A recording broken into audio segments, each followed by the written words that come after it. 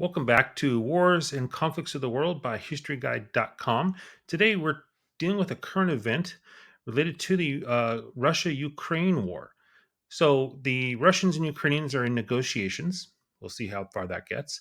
But the chief negotiator for Russia, Vladimir Medinsky, made a historical comparison in which he tried to make Russia sound tough and basically saying we will be the ultimate winners, but with the historical event he mentioned, which did involve Russia a long time ago, I don't think it's really does what he wants it to do.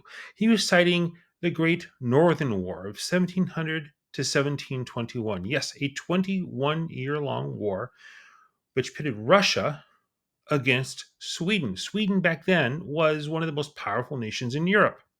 I know, hard to believe. But that's back in the old days. And so Sweden had one of the most impressive militaries of that time period. Russia, as through most of their wars, had numbers on their side, not just in their own peasant army, but also in the fact they were part of a coalition of nations fighting against Sweden. That coalition included Norway, Denmark, which was one country back then, the Confederation of Saxony, Poland, and Lithuania, which was more or less one nation back then, the British at one point, Prussia at one point, and then, of course, Russia itself. And Russia was also fighting against the Turks, but always been doing that.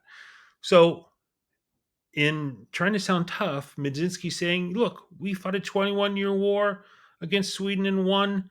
We will fight 21 years against you guys, the Ukrainians, etc., etc., etc.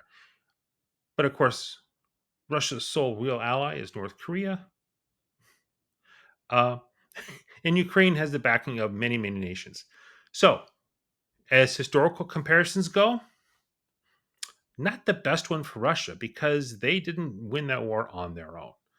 It's always great to see an old major war or conflict or event from history mentioned, but Mr. Medinsky might want to refresh himself on his own country's history. All right, take care.